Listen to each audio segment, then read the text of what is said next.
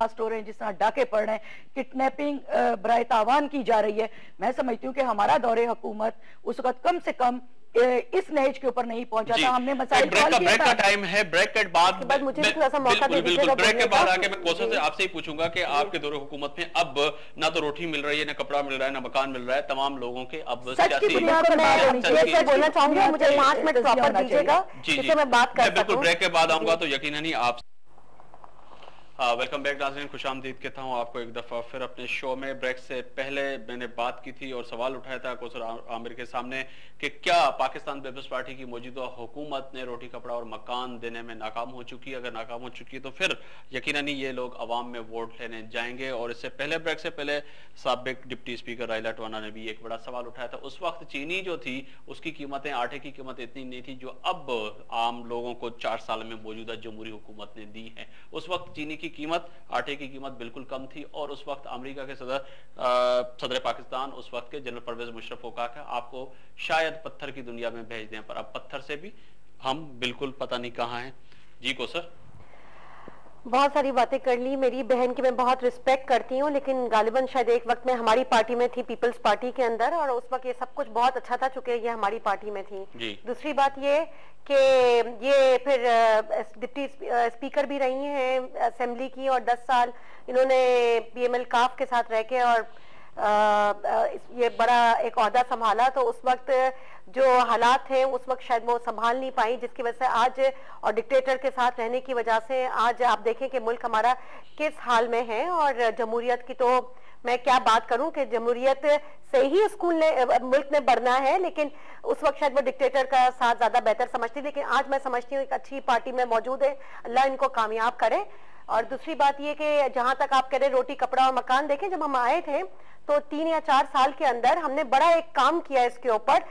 पूरा आइन को जो पूरा बिगाड़ा गया था बिकॉज ऑफ डिक्टेटरशिप, उसको हमने पूरा सुधारा है। एनएफसी अवार्ड ले लें, 18वीं तरमीम ले लें, बेनजीर स्किल डेवलपमेंट प्रोग्राम ले लें, आप बलूचिस्तान पैकेज ले लें, आप बल्तिस्तान पैकेज ले लें, आप ऐसे कितने हजारों काम हम यूथ डेवलपमेंट प्रोग्राम का आज आप देखें वर्ल्ड उसके ऊपर वर्ल्ड बैंक ने उसकी तारीफ की है और उसको दिया है कि बेस्ट प्रोग्राम है। आज तक उसके ऊपर कोई भी प्रेस कॉन्फ्रेंस नहीं हुई है। तो ये एक ऐसे प्रोग्राम्स है जिसको हाई एलीट प्रोग्राम्स जो बीबी के शहीद भुट्टो साहिबा के लिए हुए हैं। अब आप ले लें, अगर जो वो कहती है रोटी कपड़ा और मकान हमारा मंशूर है, तो आप देख लें कि इसके हवाले से हमने जो है गोटों की लीज का एक बहुत बड़ा शुरू कर दिया है प्रोग्राम। इससे पहले भी हमने 13 गोटों को लीज दी थी शुरू के अंदर पहले साल के अंदर। इसके बाद अभी हमने 350 गोटों को लीज दी है।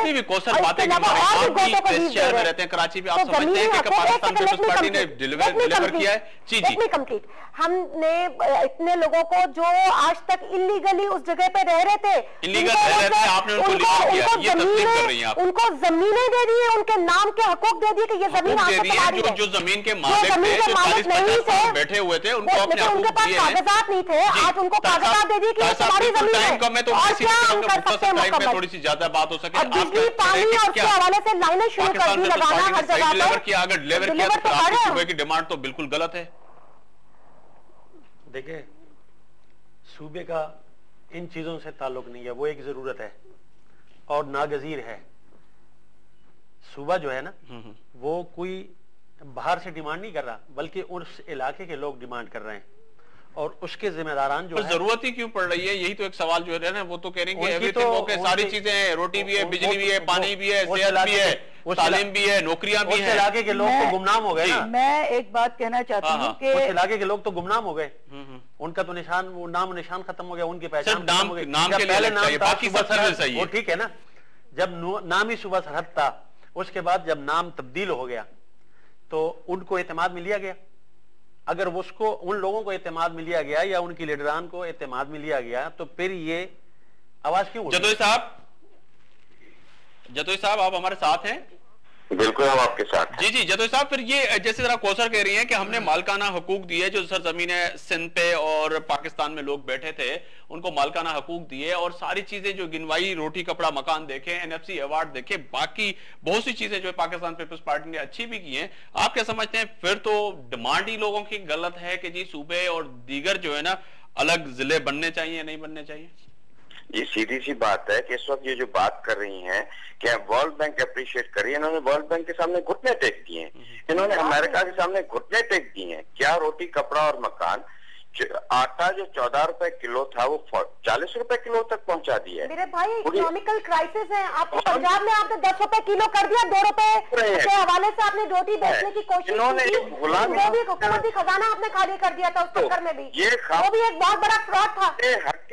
ये आपने जो पूरा चंदा इकट्ठा किया था मुल्क सवारों और कर्ज उतारों का, वो पैसा भी आप खा गए, आज तक उसका भी अता पता नहीं जो है वो इनके खिलाफ हो चुका है। ये चीख कर अपना वॉल्यूम बढ़ाकर जो है वो बात साबित करने की कोशिश। आपको पता है 75% पॉपुलेशन पंजाब के अंदर है, सबसे बड़ा क्रिमिनल रेट, क्राइम रेट इस वक्त पंजाब के अंदर है।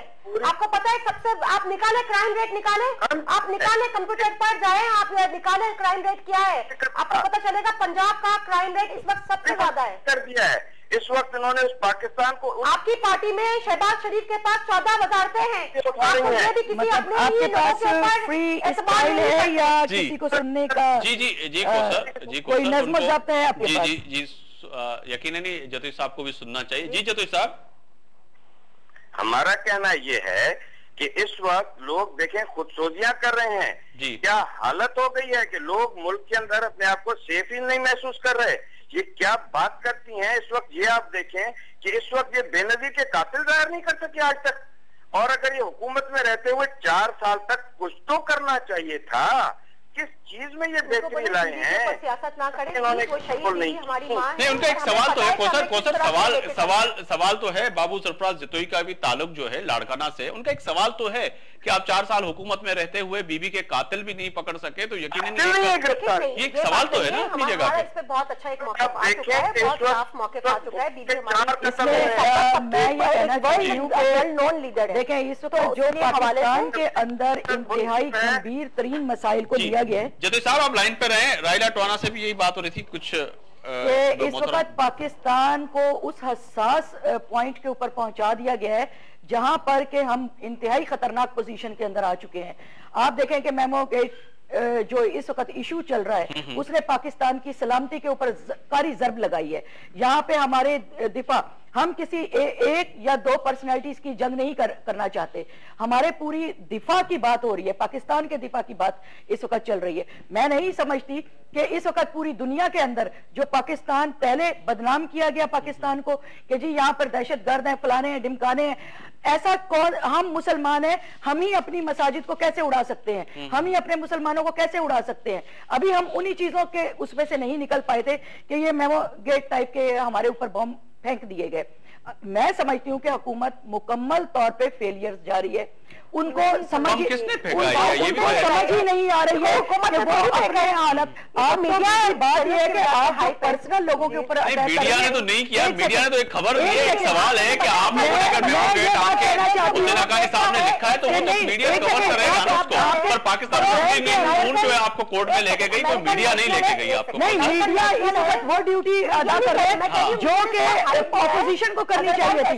इस वक्त नून ने भी बहुत टाइम गुजार दिया, नून भी बहुत सारा टाइम गुजारने के बाद आज वो जब उनके ऊपर पड़ी है, नून के ऊपर पड़ी है, तो फिर नून अपने दिफा के लिए यहाँ पर चले आए। अदरवाइज इससे पहले आवाम की तो किसी ने हिम्मत नहीं की है। आ जाते हैं उनको बुलाया, आवाम ने मुंतखब किया और मैं आप देखें उनकी एक मूवी आई हुई है जो एक अल्लाह गुनाह माफ करे अगर आपने देखी है, उसकी जो रिलीज हुई एक मूवी, अल्लाह पाक माफ नहीं करेगा। की तरफ जा रहा हूं, मैं आपसे सवाल करूंगा इन तमाम सूरत हाल में आप क्या समझते हैं कि क्या अब इलेक्शन बिल्कुल करीब होते हुए नजर आ रहे हैं, जो इस वक्त सूरत हाल नजर आ रही है, तो क्या फाटा के अराकीन और आपके जो वहां के नेशनल असेंबली में लोग बैठे हैं, जो आपके खैबर पख्तूनख्वा के लोग हैं, क्या वो ये डिमांड रखेंगे या महज इस लफ्ज को कैंपेन के तौर पे इस्तेमाल करेंगे आप लोग? मैं आपके सवाल को समझा नहीं। आप सूबी की बात कर रहे हो? जी कि सूबे के मुतल्लिक जी क्या आने वाले वक्त में ये सिर्फ एक इलेक्शन के लिए नारा तो नहीं होगा, लोगों को वोट लेके फिर ऐवानों में बैठे? सिर्फ लोगों को डिस्टर्ब किया जा रहा है। हकीकत है, ये हकीकत है। वहाँ के लोग, मैंने पहले भी अर्ज किया कि वहाँ के जो लोग हैं, अगर लोग ये डिमांड कर रहे हैं तो फिर इसमें कोई वो इलेक्शन वाला मसला नहीं पैदा होता। कौन से लोग हैं? वो बाहर क्यों नहीं आते लोग?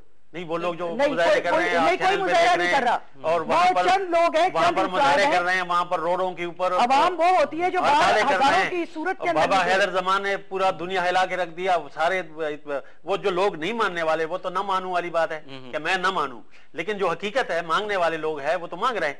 इसलिए तो उसका मैं भी सपोर्ट करता हूं, हमारा तंजीम भी करता है। और मैं ये कहता हूं मजीद जुनूबी अजला जो सूबा सरहद पख्तूनख्वा के अंदर जो जुनूबी अजला है उसका भी सूबा बनना चाहिए, वो भी तो महरूम है इन चीजों से। और जो फाटा है वो फाटा जो है उसके अंदर जो लाकानूनियत है, आज पूरी दुनिया का वो एक बाजार, एक मार्केट बना हुआ कि जितने दहशतगर्द है और वो जो बाहर मुल्कों से लोग आते हैं वहां पर डेरे डंडे लगाए। पूरी दुनिया का फौज अफगानिस्तान की तरफ से, हमारी अपनी मिलिट्री पाकिस्तान की तरफ, वो कौन सा तूफान है, वो कौन सा बला है जो इन दोनों तरफ से बीच में वो बैठा है। ये तो बीच में जो बैठा हुआ ये भी बड़ी बात है। मैं समझती हूँ कि पाकिस्तान की बुनियादें हिलाने के लिए ये सब कुछ किया जा रहा है, क्योंकि पाकिस्तान के अंदर मैंने आपको बताया ना कि 9 डैम बना दिए गए। पाकिस्तान का हर इदारा पहले आप देखें बेस के ऊपर कोई नहीं जा सकता, उसको आप देख लें, या जो भी हमारे साथ इस वक्त जो गेम खेले जा रहे हैं पाकिस्तान के साथ। पाकिस्तान एक मदनियात से लबरेज, खजानों से माला माल मुल्क है,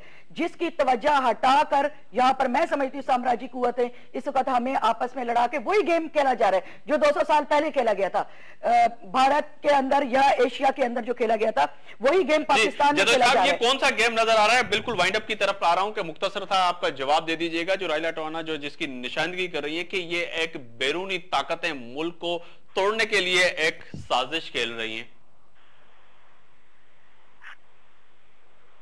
जदोई साहब जी आपसे सवाल किया था मैंने कि क्या आप क्या समझते हैं, रायला टोना जो फरमा रही हैं कि ये बैरून मुल्क की साजिश है जो मुल्क को तोड़ना चाह रही हैं, कि सुबह अलग और बहुत से इशू, मेमो गेट और तमाम चीजें जो आपके सामने इस वक्त मुल्क के अंदर। जी मैं तो ये समझता हूँ कि सब मुल्क की सालमियत के लिए सबसे बड़ा खतरा ये हुक्मरान खुद है।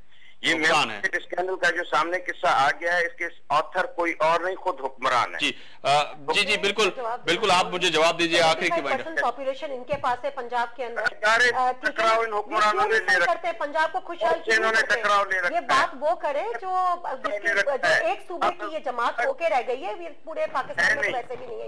अपना सूबे में उसको भी सेटल नहीं कर सके। पाकिस्तान में पूरा संभाल के बैठे हैं, बहुत अच्छे काम कर रहे हैं। नेटो को भी हमने ही सप्लाई बंद की है, आप देखें शमसी एयरबेस को भी हमने ही खाली किया, ड्रोन अटैक भी हमने ही स्टॉप किए। तो अब हुकूमत हो रहे हैं अभी जो किए वो वापस बंद हो रहे हैं, वापस बंद करवा रहे हैं। तो आप मुझे बताएं स्टॉप भी हमारे लिए, पहले आप मुझे बताएं हर रोज के 20 बाहर निकाल दिया और 24 लोगों का अभी तक क्यों नहीं हिसाब हुआ? मोहतरमा बेनजीर भुट्टो साहिबा का क्यों नहीं अभी तक कातिल पकड़े गए? स्टैंड तो हमारी पार्टी बहुत शुक्रिया बिल्कुल टाइम वाइंड अप में ताजमहल साहब बहुत शुक्रिया। बाबू सरफराज साहब आपका भी बहुत शुक्रिया। नाज़रीन बिल्कुल टाइम की कमी थी, नहीं तो सवाल बहुत थे, पर आप भी सोचिएगा आने वाले इलेक्शन में आपने किसको वोट देना है, किसको ऐवान में भेजना है और आपके मसले किसने हल कराने हैं। आफ्ताब बोगरी को इजाजत दीजिए।